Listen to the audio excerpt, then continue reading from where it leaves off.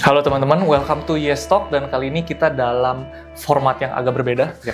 Kita kayak ngobrol di tongkrongan aja ya, Ya. Nggak banyak properti, Betul. kita nggak banyak edit-editan, dan yang pasti mudah-mudahan kalian semua bisa tahu inti dan substansi gitu ya, bahasa-bahasanya bahasa yang nggak terlalu vulgar, Ya, betul. tidak terlalu nyatir juga, Ya. ya, tidak sarkas, Oke. tapi kita bicara fakta yang ada, Oke. gitu ya. Oke.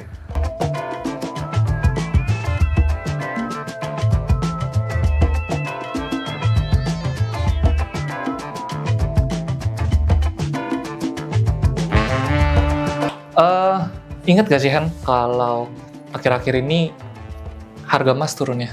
Yes. Baik di pasar spot maupun pasar emas batangan, Ya. gitu ya, dalam luar negeri, gitu. Nah kalau kita lihat sekarang kan udah pasti lu pernah sampai ngedenger nih tetangga lu atau mungkin keluarga kerabat lu, wih emas udah boleh beli atau belum?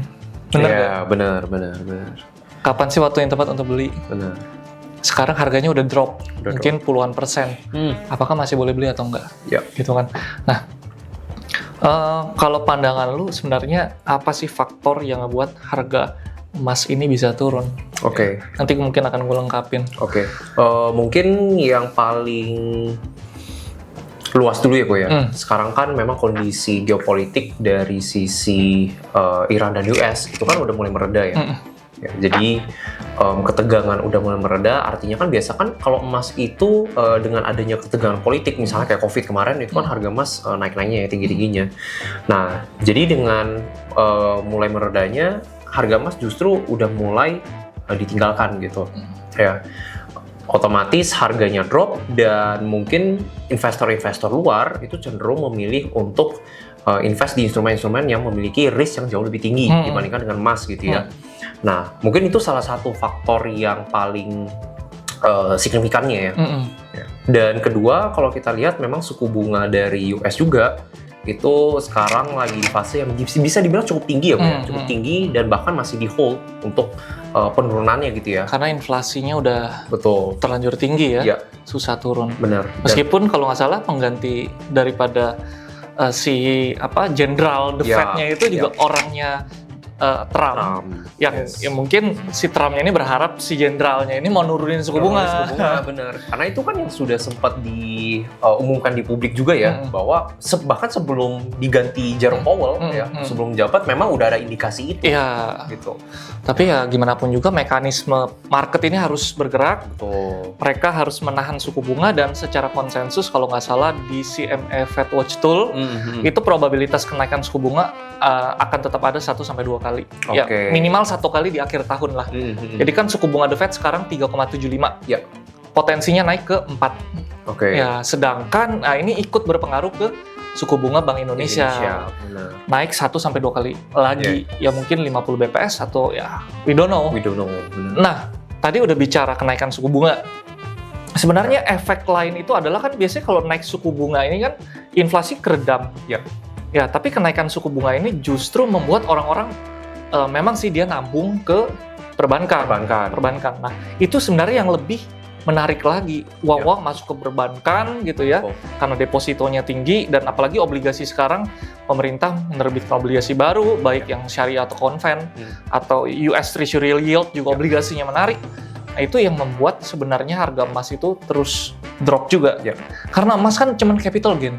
Betul. Sedangkan obligasi dapat yield kupon kan? Yield kupon. Setiap bulannya. Nah, makanya menurut gua sih kalau sekarang ini mau beli emas, kalau investor jangka panjang sih sabodo tuing ya, katanya ya. Tapi kalau mungkin trader jangka pendek harusnya udah take profit ketika kemarin harga emas all time high. 3,1 juta ya. Kalau kalian mungkin ingat semua di situ berbondong-bondong di negara-negara manapun ya, toko-toko emas sampai banyak FOMO. Iya. Ya, retail kita banyak FOMO. Iya. Bahkan ibu-ibu gitu ya, rumah tangga gitu. Itu udah pasti udah banyak obrolan tentang emas. Makanya hati-hati ketika tetangga kita ngomongin emas. Benar. Ini kita pakai bahasa lebih santai ya, bukan pakai bahasa teknis. Jadi ya memang tadi ada teknisnya. Untuk kalian tahu semua sebenarnya mekanisme pasar itu harus terjadi sebagaimana mestinya meskipun kenaikan suku bunga itu ujung-ujungnya untuk meredam inflasi gitu ya, ketidakpastian tinggi. Tetapi ya kalau perang indikasinya udah selesai, mau nggak mau emas itu akan ditinggalkan. Tapi ingat, dalam jangka pendek. Dalam jangka pendek. Ya. Benar. Nah, mungkin banyak yang belum tahu juga sebenarnya apa sih hubungannya suku bunga sama pergerakan emas. Ya. Kalau suku bunga itu naik, karena emas itu kan di backup oleh US dollar. Otomatis US dollar-nya menguat karena uang-uang terserap ke bank. Ya.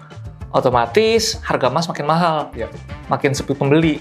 Jadi harga emasnya sulit terjangkau dengan harga dolar yang menguat. Karena basically ya tadi itu, emas di backup sama dolar. Nah sekarang mungkin yang nonton ini semua Yes Squad gitu ya, udah lama nggak manggil Yes Squad. Menurut lu Hen, Ya. kira-kira diversifikasi apa yang bagus? Apakah gua harus beli emas digital atau emas batangan? Sebenarnya beda gak sih? Oke.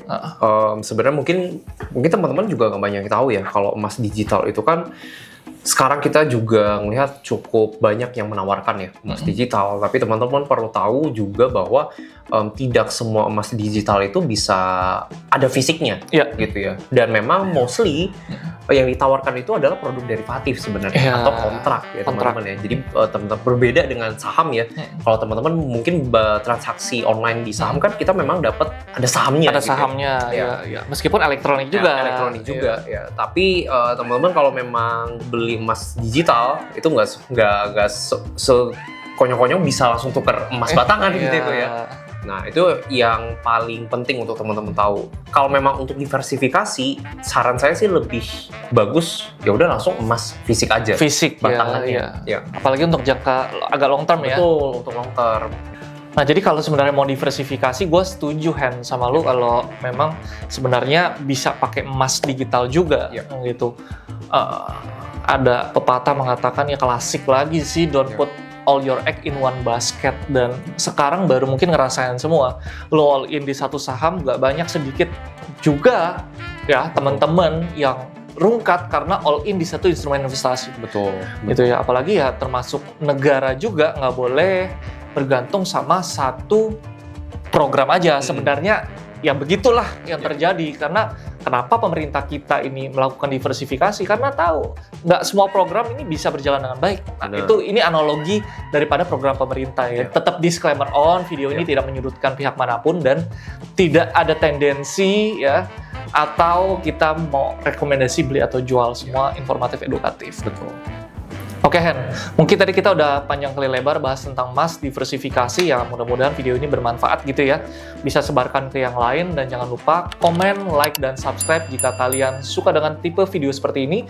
Tulis juga pendapat kalian di kolom komentar, topik apa lagi nih yang mau kita bahas gitu ya. Sampai jumpa di Yes Talk selanjutnya. Yuk, bye-bye. See you guys.